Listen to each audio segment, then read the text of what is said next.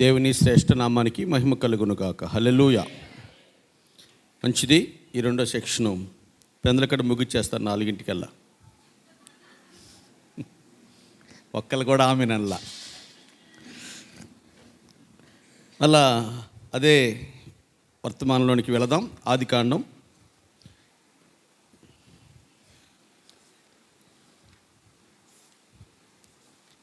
25వ అధ్యాయము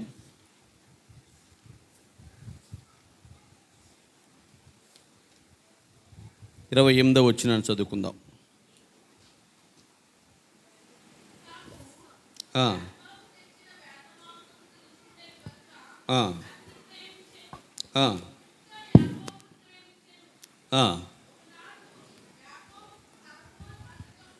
చాలు నాన్న. రిబ్కా యాకోబును ప్రేమించను,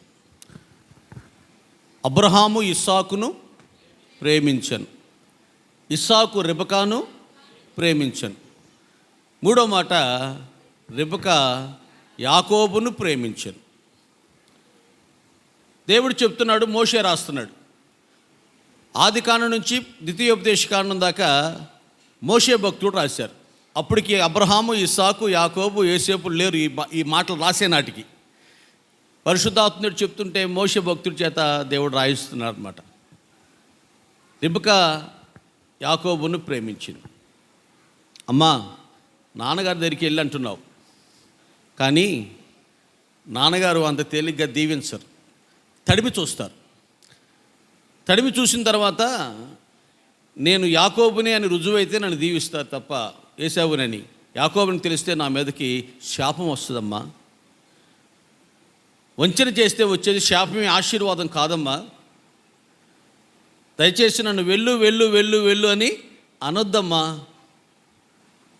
అని యాకోబు రిబ్కాతో అంటే, I know that my son, నాకు తెలుసు కుమారుడా,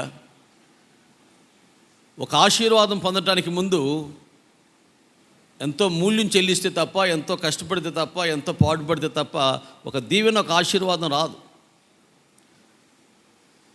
ఎంతోమంది హతసాక్షులు అయ్యారు. మన రక్షింపబడటానికి ఎంతోమంది ఉపవాసాలు ఉన్నారు, ఎంతోమంది కన్నీరు కార్చారు. నాకు తెలుసు కుమారుడా, అయితే నిన్ను ప్రేమిస్తున్నాను కాబట్టి నువ్వు ఆస్వాదింపబడాలంటే నేనేమైపోయినా కూడా పర్వాలేదు నాయన అన్నారు. 30 చనిపోతానని రిబ్కా అనుకోలే, కానీ నడివయసులో చనిపోయింది. చనిపోయేటప్పుడు కనీసం యాకోబు లేడు పక్కన, భూస్థాపనకి రాలేదు, భూస్థాపన కూడా లేదు, చనిపోయినప్పుడు పక్కన లేదు. ఆ బిడ్డను చూచి కనుమొద్దామని ఎంతో ఆశతో పరితపించుంటుంది ఆ ప్రాణం, తల్లడిల్లిపోయి ఉంటుంది ఆ ప్రాణం. ఇష్టం లేని ఏశావు భార్యల మధ్యలో తన ప్రాణాన్ని విడవాల్సిన పరిస్థితి ఏర్పడింది. తన అవసాన కాలంలో ఎవరున్నారు? ఆమె మనసును బాధ పెట్టారే, మనోవేదన కలిగించారే, మానసికంగా కృంగదీశారే. అదిగో ఏశావు ఆయన భార్యల చేతుల మీదుగా తన ముగింపు జీవితాన్ని వెళ్ళబుచ్చాల్సిన పరిస్థితి. అదే అంటుంది, శాపం నేను అనుభవిస్తానయ్యా, ఆ శాపం నాది. నేను శాపగ్రస్తురాలను అయిపోయినా, నేను ఏమైపోయినా పర్లేదు, కానీ నువ్వు మాత్రం దీవించబడాలి. దేవుని ప్రేమ కూడా అటుదే. మన మీదకి వచ్చిన శాపాన్ని ఆయన భరించాడు. 33.5 యవ్వన కాలంలో ఆయన తన యొక్క జీవితాన్ని ముగించాడు. దేవునికి స్తోత్రం. వాస్తవానికి రిబ్కాకి చనిపోయే వయసే రాలా. ఇస్సాకు చనిపోతానయ్యా అన్నాడు, కానీ రిబ్కా చనిపోతానయ్యా అని అనలా. కానీ నడి వయసులోనే, లేకపోతే చనిపోయే కాలము రాకమునిపోయింది చనిపోయింది. యేసుక్రీస్తు ప్రభువారు నిండు యవ్వన కాలం కదా, అది చనిపోయే వయసు అయింది. మన శాపమును ఆయన భరించి, మన శాపమును ఆయన సహించి, మన శాపమును ఆయన వహించి, మన పాప శాపముల కోసం ఆయన కాలము రాకమునిపై యవ్వన కాలంలో ప్రాణం పెట్టాడు. ఇలా అనండి, మనోహరుణమైన నీవు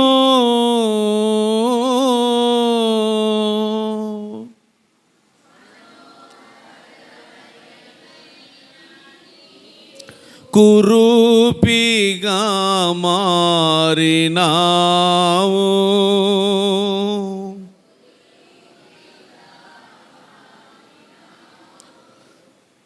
జీవాధిపతివైన నీవు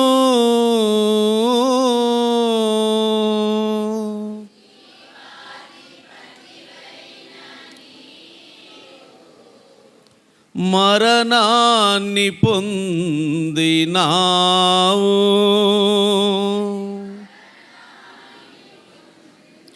నా కోసమే ఈ త్యాగము,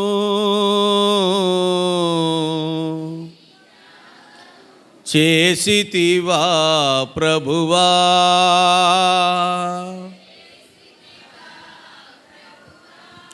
నీ త్యాగము ఈ యాగము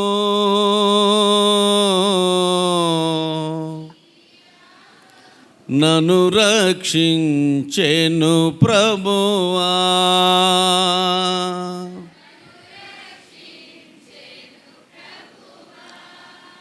మనోహరుడైన దేవుడు కురూపిగా మనుషులెవ్వరూ చూడనొల్లని వానిగా మారాడు. జీవాధిపతి అయిన తండ్రి మరణాన్ని రుచి చూచాడు. శ్రీమంతుడైన దేవుడు దరిద్రుడిగా మార్చబడ్డాడు. మన స్థానం ఆయన తీసుకుని ఆయన స్థానాన్ని మనకిచ్చాడు. రెబెకా అంటుంది, నీ మీదకి వచ్చే శాపం నేను అనుభవిస్తాను, నీవు మాత్రం ఆశీర్వాదం మాత్రం పొందాలి అని ఆమె అన్నట్లుగానే ఆమె మధ్యంతరంగానే చనిపోయింది. కాలము రాకమునిపే చనిపోయేటప్పుడు కూడా వేదనతో పరితపించి అలమటించి కృంగి కొనారిల్లి కృషించి దయనీయమైన దుర్భరమైన పరిస్థితులను ఎదుర్కొని చనిపోయింది. ఓ రోజున సాధు సుందర్ సింగ్ గారు దైవజనుడు ఏకాంతంగా ప్రార్థన చేసుకోవడానికి అరణ్యాలకు వెళ్ళారు. బైబిల్లో మాట ఉంది, మహా ఎండకు కాలిన అరణ్యములో నిన్ను స్నేహించిన వాడను నేనే అని హోషేయ గ్రంథంలో. ఎండాకాలం ఏమవుతాయి అంటే చెట్ల ఒరిపిడికి చెట్ల రాపిడికి అరణ్యాలు తనంతరిగా అవే మండిపోతూ ఉంటాయి. 2 ఎకరాలు 3 ఎకరాలు కాలిపోతూ ఉంటాయి ఆ మంటకి. అలాంటి సమయంలో ఒక పక్షి ఆ మంటల్లో కాలిపోతుంది, ఎగరట్లా, పెద్దదే. అరే రెక్కలు ఉన్నాయి కదా, ఎగిరిపోవచ్చు కదా, కాపాడుకోవచ్చు కదా, ఆ మంటల్లో కాలిపోతుంది ఏంటి అని ఆయనకి ఆశ్చర్యం వేసింది. అలా కాలిపోయి తన ప్రాణాన్ని పోగొట్టుకుంది. ఈయన వెళ్ళి ఆసక్తిగా దాన్ని తాకి చూస్తే ఆ పక్షి యొక్క 2 రెక్కలని కింద దాని పిల్లలు ఉన్నాయి. నేను ఎగిరిపోగలను, నా ప్రాణాన్ని నేను కాపాడుకోగలను, ఆ కెపాసిటీ, ఆ పొటెన్షియాలిటీ, ఆ ఎబిలిటీ నా దగ్గర ఉన్నాయి. కానీ నా పిల్లలకి ఇంకా ఆ స్థాయి రాలా. కాబట్టి నేను వెళ్ళిపోయి నా స్వార్థాన్ని నేను చూసుకుంటే ఆ పిల్లలు ఏమైపోతాయి అని తన పిల్లల్ని రెక్కల కింద పెట్టుకుని వాటి మీద మంట పడకుండా తాను కాలిపోయింది. ఆహా, క్రీస్తు ప్రేమ కూడా ఇట్టిదే కదా అని రాస్తాడు దైవజనుడు. మోషే అంటాడు, ప్రభువా వాళ్ళ మీదకి వచ్చే ఆ శాపాన్ని నా పేరు జీవగ్రంథంలో నుంచి తుడిచిపెట్టుట ద్వారా నేను ఆ మూల్యం చెల్లిస్తానయ్యా, ఆ శాపం నేను అనుభవిస్తానయ్యా, నేనేమైపోయినా పర్లేదు కానీ వాళ్ళు దీవించబడాలి. అది ప్రేమ అంటే. కొత్త నిబంధనలో పౌలు గారు అంటాడు, ఇశ్రాయేలు రక్షణ పొందవలని నా హృదయ అభిలాష, వారి నిమిత్తమే నా గుండెలలో ఒక మానని వేదన. క్రీస్తుకు వేరై నేను శాపగ్రస్తుని అయిపోతానన్నాడు రోమా 9లో. దేవుని పిల్లలారా, రెబెకా కూడా అదే చేసింది. తన జీవితాన్ని ముగించుకోవటానికి, ముగింపు సమయంలో కూడా ప్రశాంతంగా నెమ్మదిగా లేకుండా చనిపోవటానికి. ఎహెచ్కేల్ అంటాడు, ఒక పక్కకి నేను పడుకుంటా 40 రోజులు. పడుకోగలరా తెల్లవారులు ఒక పక్కకి? ఆపరేషన్ చేసినప్పుడు, అమ్మా అటు తిరగబాకమ్మా, కొంచెం ఓర్చుకో, నీకు బాగా చెప్తావు, నీకైతే తెలుసుద్ది, కొంచెంసేపు అమ్మా, తర్వాత నువ్వే ఇబ్బంది పడతావు తల్లి, తిరగబాకమ్మా, అటు తిరగబాక, అటు ఇటు కొట్టుకోబాక అంటే, ఒక పక్కకి మీరు ఇంటికెళ్ళి పడుకోండి, రాత్రికి ప్రయత్నం చేయండి. 40 పగళ్ళు 40 రాత్రులు దేవుని పిల్లరా ఆ బాధ, ఆ వేదన, ఆ శాపం నేను అనుభవిస్తానయ్యా అని తాను ఇశ్రాయేల్ ప్రజల కొరకు మూల్యం చెల్లించాడండి. నీ భార్యను నేను ఒక్క దెబ్బతో తీసుకోబోతున్నాను, ఏడవకూడదు అన్నాడు. నీ భార్యను తీసేసుకుంటాను, నువ్వు ఏడవకూడదు. భార్య ఎలాంటిదంటే చాలా ఆమె పవిత్రాలు, కంటికి కూడా చాలా ఇంపైంది, చూడటానికి ఆత్మీయ సౌందర్యము బాహ్య సౌందర్యం కలిగింది. కానీ ఒక్క దెబ్బతో నేను తీసేసుకుంటాను, నువ్వు ఏడవకూడదంటే అలాగే ప్రభువా అలాగే ఉన్నాడు.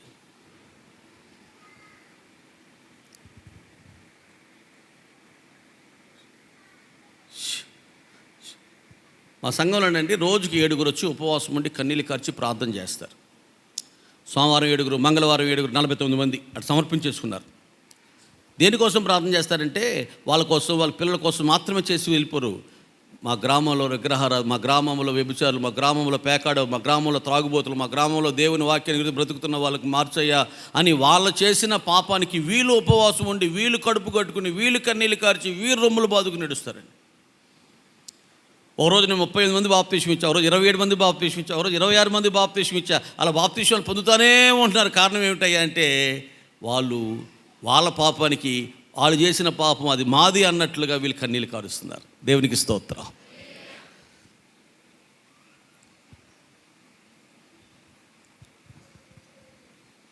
రెబెకా చెప్తుందనమాట, నేను అనుభవిస్తానయ్యా ఆ శాపం. ఒక ఆయన వచ్చి అన్నాడు, ఏమండి కరుణామయ్య వైన్ షాప్ పెట్టుకుంటున్నాను, ఓపెనింగ్ చేతులుగా రండి అన్నాను. ఏం వైన్ షాప్ అట? కరుణామయ్య వైన్ షాప్ పెట్టుకున్నాడట, నేను వచ్చి ఓపెన్ చేయాలట. సరే అయ్యా నేను వెళ్ళిపోవచ్చా? సరే పదా. నాన్న అలా దీవించడమ్మా, నాన్న అలా ఆస్వాదించడమ్మా. దొంగోడు వచ్చి ప్రార్థన చేయండి, నేను లైన్కి వెళ్తున్నాడట. లైన్కి వెళ్తున్నాను ప్రార్థన చేయమన్నాడట. అయ్యా బిడ్డ లైన్కి వెళ్తున్నాడట, తోడుగా ఉండయ్యా. ఈ బిడ్డ ఈరోజు ఏ ఇంటికైతే వెళుతున్నాడో ఆ ఇంటి వారందరికీ ఏదైనా తోటలో ఆదాము గారికి గాఢనిద్ర కలగజేసినట్లుగా ఇంటి వారందరికీ అలాంటి నిద్ర నువ్వు నాయన. ఎమ్మాయి మార్గంలో శిష్యులకు తోడుగా ఉండి నడిచినట్లుగా ఈ బిడ్డ ఇంటికి వచ్చేదాకా నువ్వు తోడుగా ఉండి నడిపించు నాయన. నాన్న అలాంటి తోడు కాదమ్మా, దీవించు, ఆస్వాదించు. ఆస్వాదిస్తాడు దేవుడు ఎప్పుడు, ఎలా ఉంటే. That is the most important. దేవుడు ఆస్వాదించడానికి ఆయన ఇష్టపడేవాడే, కానీ ఎలా ఉండాలి మనం? ఎప్పుడు ఆస్వాదిస్తాడు? నాన్న తండ్రి దగ్గరికి కొడుకు వెళ్తే ఆస్వాదించడం, ముందు తడివి చూస్తాడు. ఆశీర్వాదానికి పాత్రుడా, ఆశీర్వాదానికి యోగ్యుడా, ఆశీర్వాదానికి అర్హుడా చూస్తారా? పాస్టర్ గారు నన్ను చూడకుండా, నా వాక్యం వినకుండా, నన్ను గురించి వాకప్ చేయకుండా, నేను ఎవరినో, నా ఆత్మీయ తండ్రి ఎవరో, ఎక్కడ పుట్టానో, ఎక్కడ పెరిగానో, ఏంటో నా కథాకం తెలుసుకోకుండా నన్ను పిలిచేశారా? చూస్తారు. ఎక్కడ తేతలు వచ్చాను అక్కడ నా వాక్యం విన్నారు. ఒకసారి మనం కూడా పిలుస్తూ బాగుండు అనిపించింది. నన్ను గురించి ఆయన బర్నబాస్ గారు ఆత్మీయ కుమారుడా, అయితే అయ్యగారు మనకు తెలుసు కదా అని. ఫినెహాస్ గారు అంటే ఎలాంటి వాడు అంటే అక్కడి నుంచి సాక్షి వచ్చింది. ఓకే పిలుచుకుందాం ఈసారికి.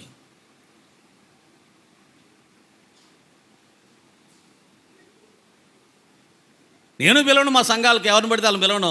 చాలా వాకప్ చేస్తా, చాలా వెరిఫికేషన్ చేసుకుని పిలుస్తా. అలాగే తండ్రి గురించి అంటున్నాడు, నాన్న ఎవరిని పడితే వాళ్ళని ఆస్వాదించడు, ఎవరిని పడితే వాళ్ళని దీవించడు, ఎవరిని పడితే వాళ్ళని తడిమి చూస్తాడమ్మా. నా మీదకి వచ్చేది శాపం అమ్మా అని అంటే, ఆ శాపాన్ని కూడా నేను అనుభవిస్తానయ్యా అని ఆవిడ చూశారండి. అది ప్రేమ.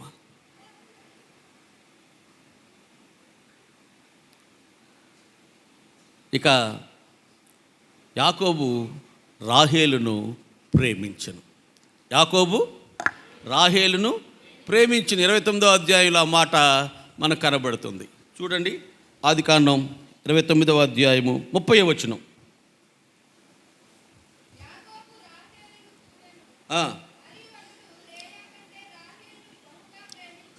లేయా కంటే రాహేలును బహుగా ప్రేమించి. చాలమ్మా, నా వైపు చూడండి అమ్మా. ఆకర్ప శ్రీమంతుడు, వెరీ రిచ్ అండ్ సౌండ్.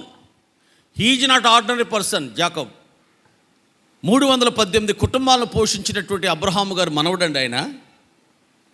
అలాంటి ఆయన ఎండకు ఎండి, వానకు తడిసి, మంచుకు నాని, అగచాట్లు, ఇక్కట్లు, ఇబ్బందులు ఎన్నో అనుభవించి, పడరాని పాటలను పని, మామగారి చేత, బావమరుదుల చేత అనేక మాటలు పడి ఎందుకు అక్కడ ఉన్నాడు అనంటే కారణం ఒకటే. మీరు చెప్తారా, నేను చెప్పమంటారా? రాహేలును ప్రేమించి అంతే. యాకోబు రాహేలును ప్రేమించిన మామ యొద్ద కొలువు చేసి పెండ్లాడినా కొన్ని దినములకే ఆమెను కోల్పోయెను, చివరి వరకు తనతో ఉంచలేకపోయెను. నీ ప్రేమ శాశ్వతమో, నన్ను ఎడబాయదు ఏ క్షణము. నీవు నన్ను ప్రేమించిన కారణం కనిపించదు, బ్రతుకంత నిన్ను కొలిచిన నీ రుణమెన్నడు తీరదు. ఆ తల్లిగారు నిద్రపోతుంది, లేపండి అమ్మా అన్నావు. ఓ చోట ఇక్కడ కాదమ్మా, మీరు నిద్రపోరలేమ్మా, మీ సంగతి నాకు తెలిసిపోయింది. ఇక్కడ నిద్రపోయే రకాలు లేరని నాకు అర్థమైపోయిందమ్మా. ఓ చోటుకి వెళ్ళినప్పుడు ఆ తల్లిగారు నిద్రపోతుంది, లేపండి అమ్మా అన్న. ఆవిడ తుల్లిపల్లి లేచి అంటుంది, నిద్రపోతున్నా అనుకున్నావయ్యా? కాదు, నీకు నడిపింపు రావాలని ప్రార్థన చేస్తున్నా. అరే, నా నడిపింపు కోసం ఇప్పుడేం ప్రార్థన చేయట్లేదమ్మా, నెల రోజుల నుంచి పాస్టర్ గారు ప్రకటన దగ్గర చెప్పారు కమ్మా. రాహేలును ప్రేమించడం ద్వారా ఎన్ని మాటలు అన్నాడండి. బావమరుదులు మామగారు పడ్డాడా లేదా? ఈ పాడులోకం యేసయ్య నిన్నంత తెలుసా? సంఘమైనటువంటి భార్యను ప్రేమించి ఆయన బయల్జుబులు అంటే పడ్డాడు, దెయ్యం పట్టినవాడు పడ్డాడు, వెర్రివాడు అన్నారు, లేకపోతే ఆయన్ని రకరకాలుగా తిండిపోతూ అన్నారు. ఈ పాడులోకం ఎన్నందో 3 మేకులు పీక్కోలేనివాడు మనల్నేం కాపాడుతాడని ఇప్పటికీ అంటున్నారు ఆయన్ని. ఇన్ని మాటలు ఎందుకు పడుతున్నాడు తెలుసా? సంఘమైన తన భార్యను ప్రేమించి అంతే. ఆమేన్.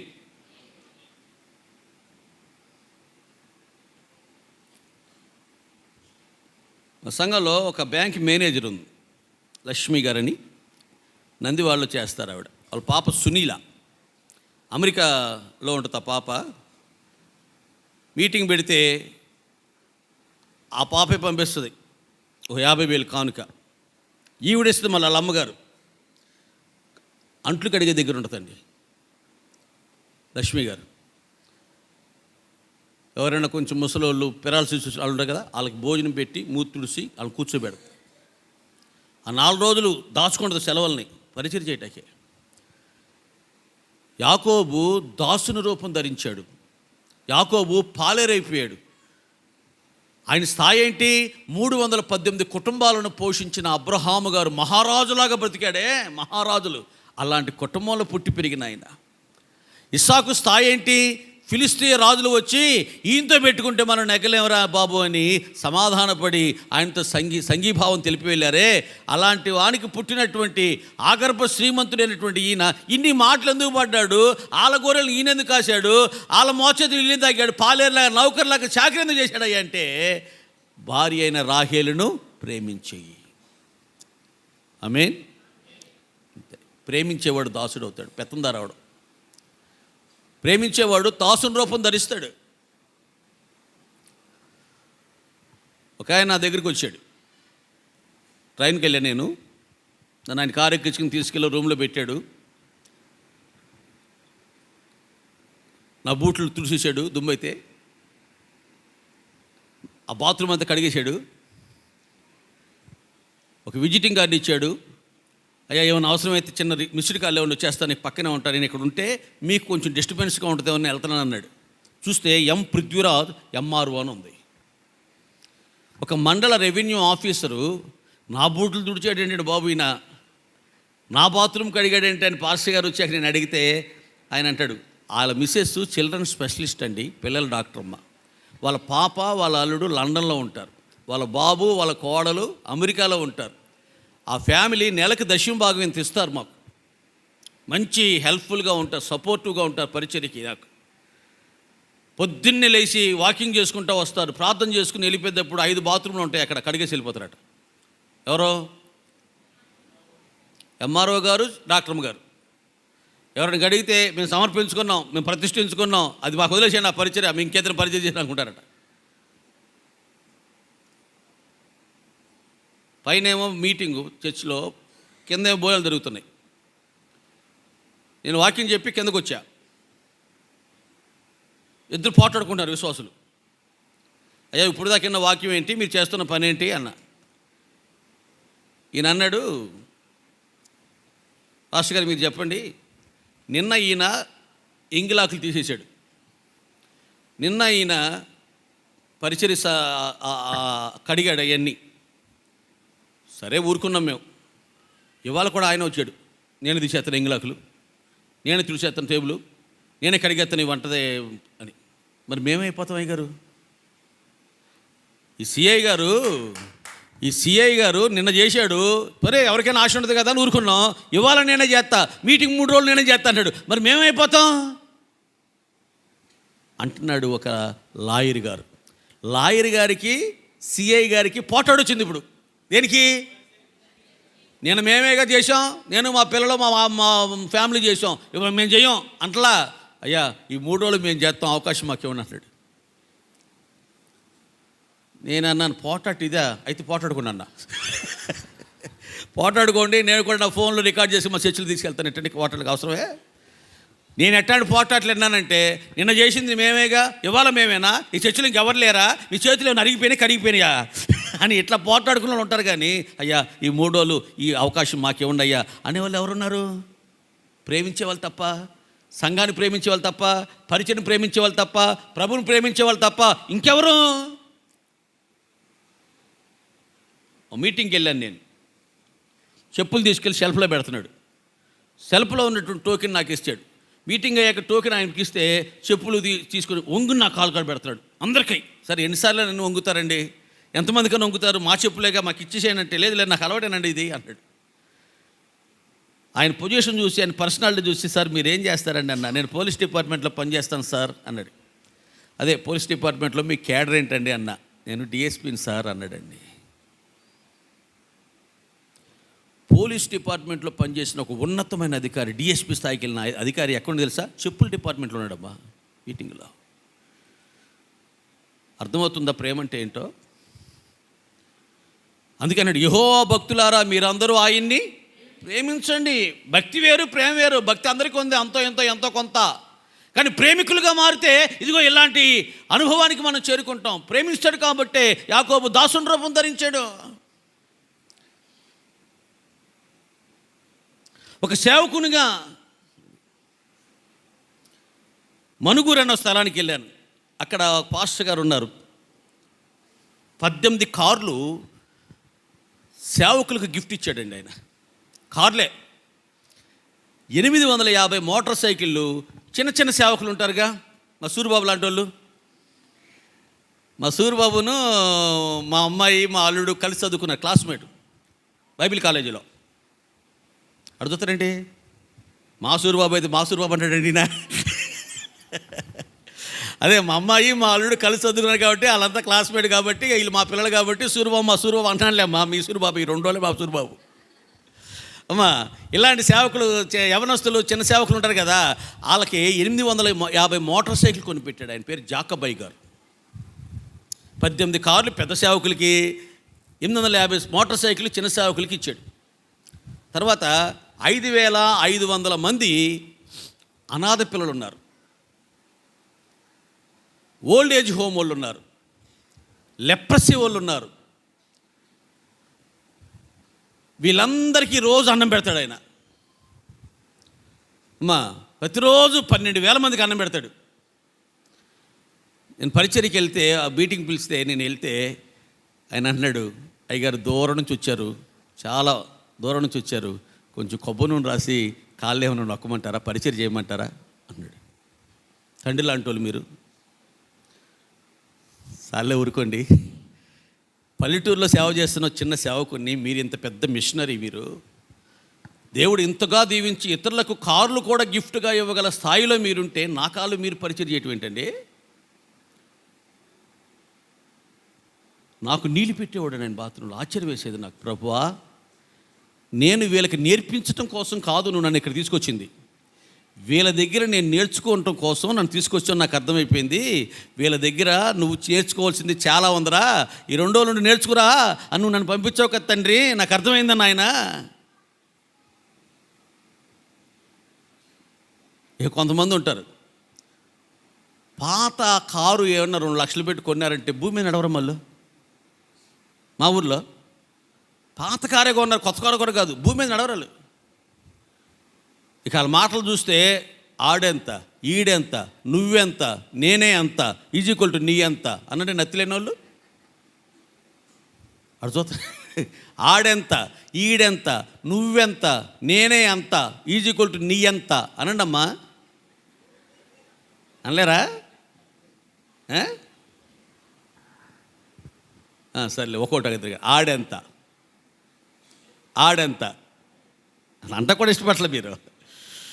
అమ్మా మీరు అంత చాలా మంచిలాగా ఉన్నారా? చేసి అట్ట మాటలు మేము మాట్లాడమండి. మేమంత సాత్వికత్వంగా, ఎంతో మృదుత్వంగా, మా అయ్యగారిలాగా మంచిగా నొప్పించకుండా, గాయపరచకుండా. అతడు దాసుడు రూపము ధరించాడు. ఆయన గురించి రాయబడిన మాట అదే ఫిలిప్పీ పత్రికలో. ఆయన మనుషుని పోలికగా పుట్టి దాసుని స్వరూపము ధరించి మరణము పొందినంతగా, అనగా సిలువ మరణము పొందినంతగా తన్ను తాను తగ్గించుకొని. ప్రేమ ఎప్పుడు తగ్గించుకుంటే. దాసుడు రూపము ధరించి ఎండకు ఎండి, వానకు తడిసి, మంచుకు నాని, గొర్రెల్ని ఆ మేకల్ని మేపుకొని వచ్చి ఆ మామగారి చేత, బామర్ది చేత మాటలు పడి. ఎంత అవసరమా అంటే మరి యాకోబు ప్రేమించాడు. ప్రేమ చేస్తుంది.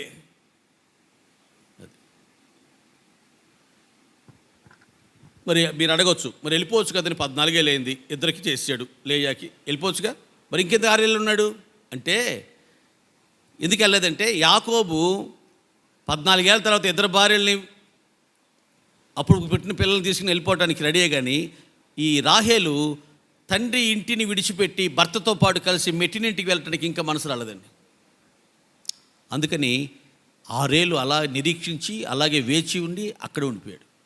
ఓ రోజు నేను ఇలా అన్నాడు, అమ్మాయి మీ నాన్న ముఖం, మీ అన్నయ్యల ముఖం నిన్న మొన్న ఉన్నట్టుగా నన్ను చూచినప్పుడు ఇప్పుడు లేదమ్మాయి, వాళ్ళ ముఖం నన్ను చూసినప్పుడు కొంచెం మారింది అని తన పరిస్థితి, తన బాధ, తన వేదన, తన గోడు తన భార్యకు చెప్పుకున్నాడు. అప్పుడు ఆ భార్య మొట్టమొదటిసారిగా ఇలా అంది ఆ రోజున, మన ఇంటికి వెళ్ళిపోదాం అయితే, ఇక్కడ ఎందుకండి అని. ఆ ఒక్క మాట కోసం 6 ఏళ్ళు ఆగాడండి. ఆ మాటకు వస్తే నేను కూడా మిమ్మల్ని అడుగుతున్నా, ఉదయకాలపు సెక్షన్లో వాకింగ్ కోసం నిలబడినప్పుడు నా ముఖం చూసినప్పుడు మీ ముఖాలు ఎలా ఉన్నాయి? ఇప్పుడు కొంచెం మారలా? 3 రోజులు భరించాలా ఈయన మనం? ఇవాళ ఉండి వెళ్ళిపోడా, రేపు ఎల్లుండి కూడా ఈయనేనా? తప్పదా? ముఖాలు కొంచెం మారలా?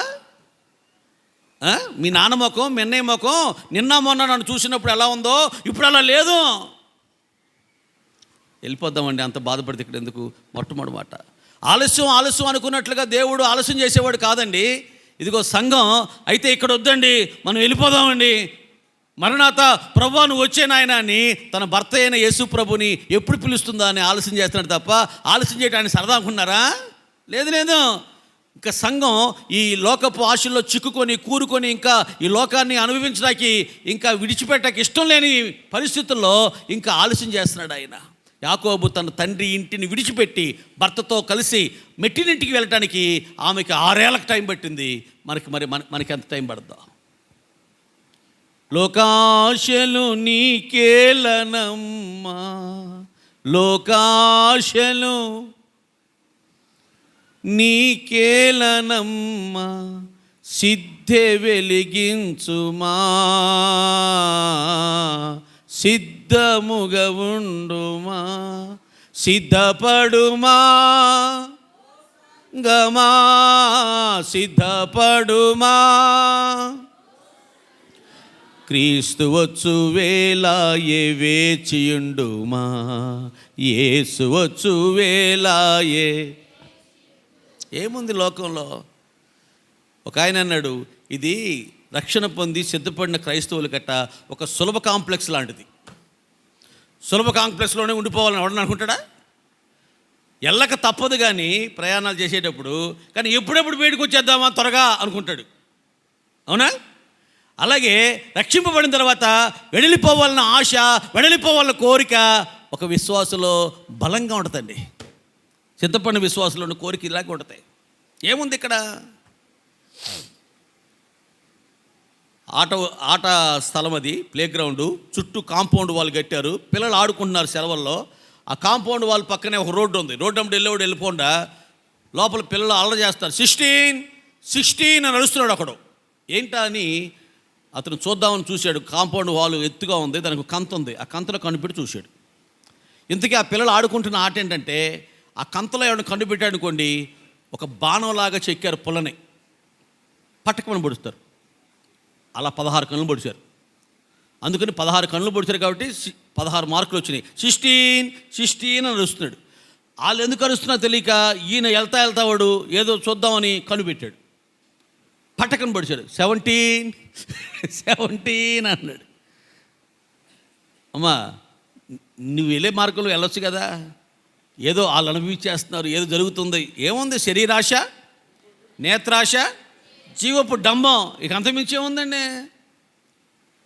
అవి తండ్రి వల్ల పుట్టినవి. వాటి కోసం తెల్లారులేచిన దగ్గర నుంచి నీ ఆలోచనలు, నీ పథకాలు, నీ పన్నాగాలు రచిస్తూ కుట్రలు, కుతంత్రాలు, కుయుక్తులు, ఈ మోసపూర్తి విధానాలు, ఇవన్నీ దానికోసమేగా. పెద్ద బిల్డింగ్ చూసాడట. ఈ బిల్డింగ్లో కనుక దొంగతనం చేస్తే నేను 2 నెలలు కూర్చుని తినొచ్చు అనుకుని పకడ్బందీగా ప్లాన్ చేసుకుని లోపలికి ఒక రోజున ఎంటర్ అయ్యాడు దొంగ.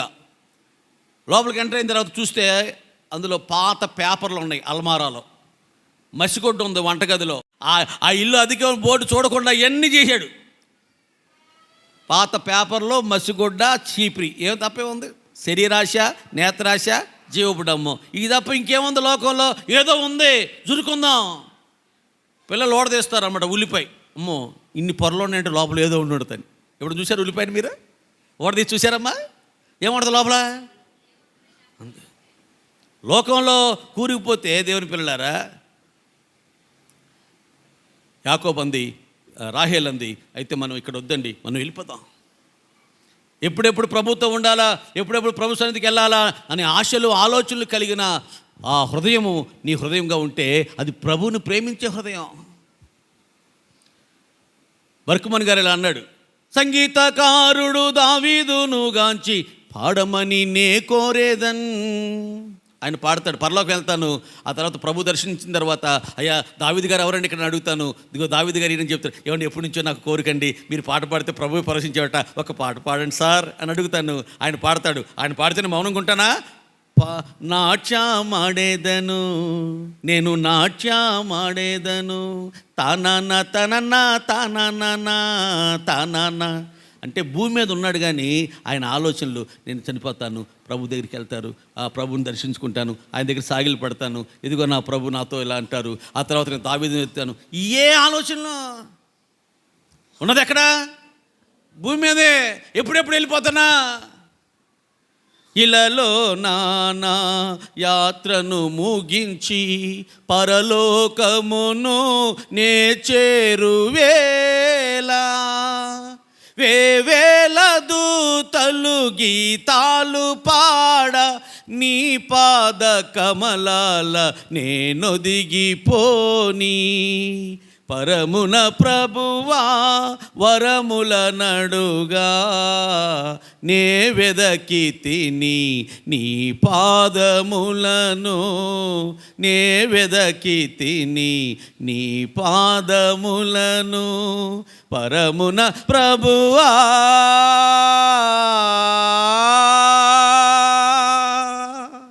ఇలాలో నా యాత్ర ముగించిన వెంటనే వేవేల దూతలు నన్ను ఎదుర్కొనేటకు వస్తారు. నేను ప్రభు పాద కమలాల దగ్గర ఒదిగిపోతాను. భక్తులు పాటల నిండా ఏమని తెలుసా? ఎప్పుడెప్పుడు వెళ్ళిపోతానా అని. రాహేలుకి అలాంటి మనసు వచ్చిందటండి. హల్లెలూయా, హల్లెలూయా. ఈ రాత్రి ఈ పగటికాల సమయంలో దేవుని పిల్లలారా, అలాంటి మనసు ప్రభువుని ప్రేమించే హృదయం కలిగిన వారికి తప్ప కలుగుతుంది. పౌలు అంటాడు, వెడలిపోవాలన్న ఆశ నాకు కలుగుతూ ఉంది. గువ్వవలే నేనెగిరి నిన్ను చేరనా,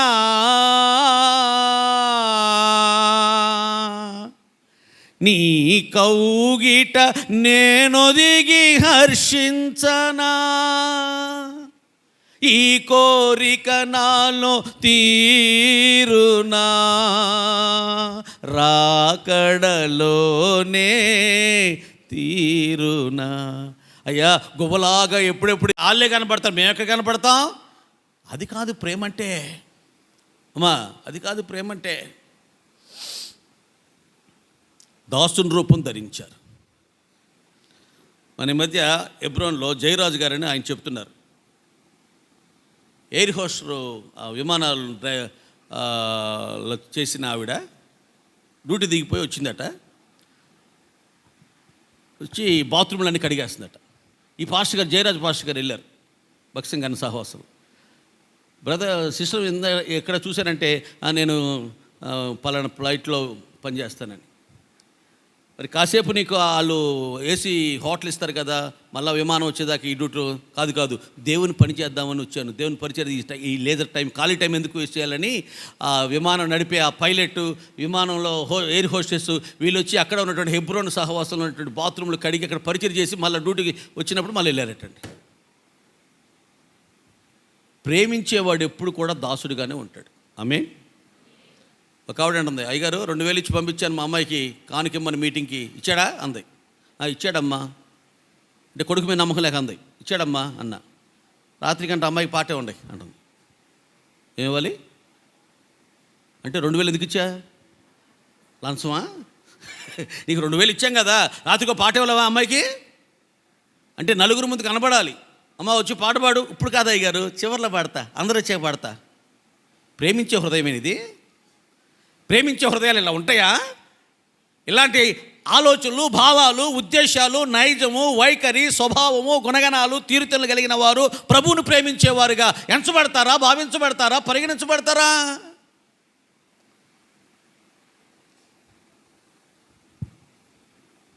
నేను పోట్లాడతాకు వచ్చావా, నువ్వు వాక్యం చెప్పడానికి వచ్చావా అన్నట్టు చూస్తాను మీరంతా. అమ్మా నా ధోరణి ఇంతేనమ్మా. ఈ ప్రభు ప్రేమించే వాళ్ళకి ఇలాంటి ఆలోచనలు ఉంటాయా, ఇలాంటి ఉద్దేశాలు ఉంటాయా, ఇలాంటి తలంపులు ఉంటాయా? అందరి ముందు కనబడాలని దాసుని రూపం ధరిస్తారు, మరుగై ఉంటారు. అర్థమవుతుందా ప్రేమ అంటే ఏంటో? అర్థమవుతుంది పాస్టర్ గారు అన్నోళ్ళు చెయ్యొప్పండి. షర్మిల గారిలా ఊపారమ్మా పాదయాత్రలో ఆవిడ ఊపితే షర్మిల గారు అలా ఊపారమ్మా ఒక్కొక్కళ్ళ. అది ప్రేమంటే ఏమిటో మీకు చెప్పాలని నా ప్రయత్నం. ఆమేన్. ప్రేమంటే ఏమిటో తెలియదేసయ్యా అనండి.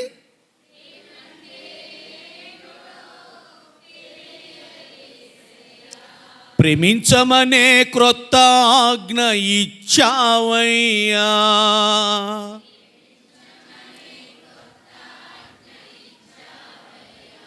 నీ ప్రేమను నాలో పొయ్యేసయ్యా,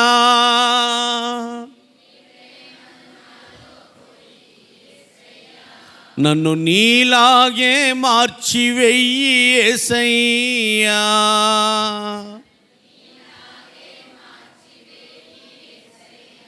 యేసయ్యా యేసయ్యా యేసయ్యా యేసయ్యా.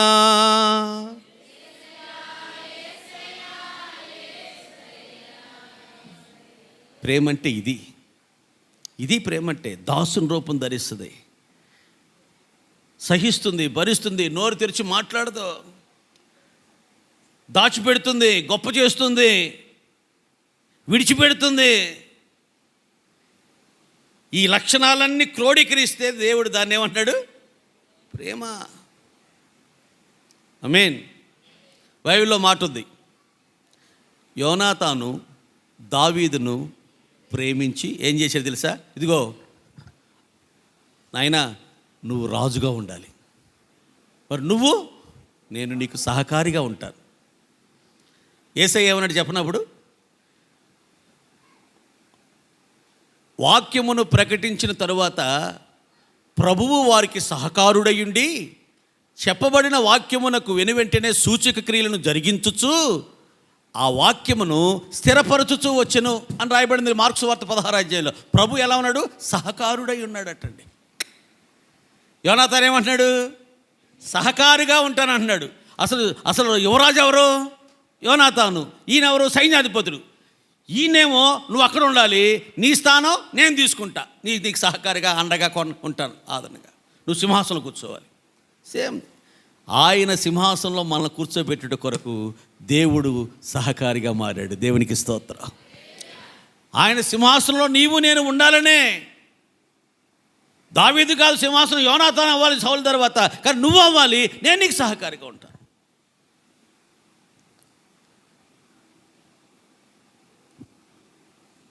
That means love. నా స్థానం నీది, నీ స్థానం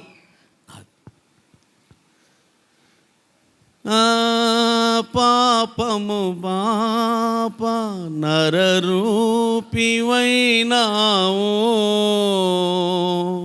నా శాపము బాప నలిగి వేలాడితివి,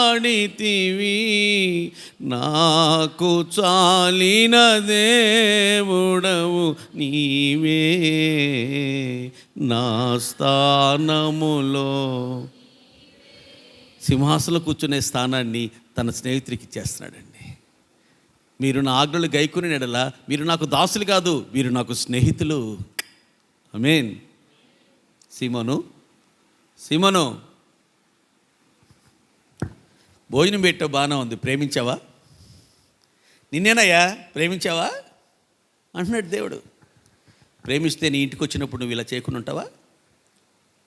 ఈమె చూడు, నన్ను విస్తారంగా ప్రేమించింది, ఈమె విస్తారమైన పాపాలు నేను ఇప్పుడు క్షమించేస్తున్నాను అన్నాడండి. నా పాపాలు క్షమించబట్టడానికి కారణం ప్రభు కోసం నేను ఇది చేశానండి, అది చేశానండి, 100 రూపాయలు కానుక ఇచ్చానండి, క్రిస్మస్ వచ్చినప్పుడు ప్రతి క్రిస్మస్కి 40 రూపాయలు గెల పంపిస్తానండి, 116 ఇస్తానండి, ఏదైనా జబ్బు చేస్తే అయ్యగారు కౌరిపించి ప్రార్థన. అది కాదు. ఈమె చూడు ఎంత నన్ను ప్రేమించిందో. నువ్వు నీళ్ళు కూడా ఎవరో కనీసం ఆమె కన్నీళ్ళతో కడిగేసింది. ఒక ఆవిడ అంటుందట, తినండి పాస్టర్ గారు, మీకోసమే వండా, మీరు తింటేగా మాకు ఆశీర్వాదం, ఒక పీస్ వేసుకోండి, కొంచెం గ్రేవ్ అన్న వేసుకోండి.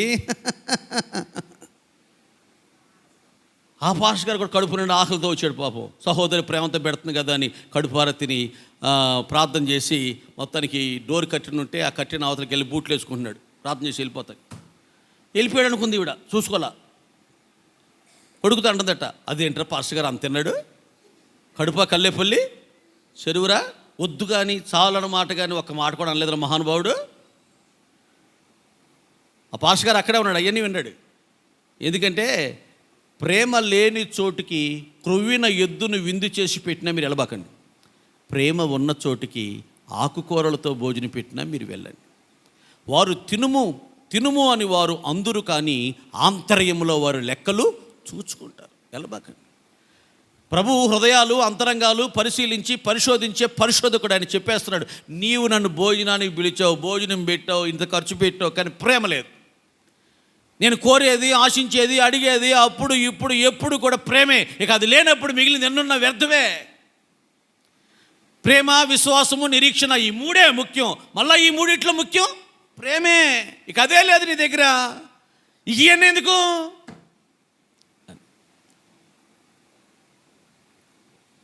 ఆమేన్. ఇలాంటి ప్రేమతో ప్రేమిస్తే అన్నాడు, ఒకడు నన్ను ప్రేమిస్తే నేను నా తండ్రియు వెళ్ళి వాని యొద్ద నివాసము చేస్తాము అన్నాడు. చప్పట్లు కొట్టండి అందరూ ఒకసారి.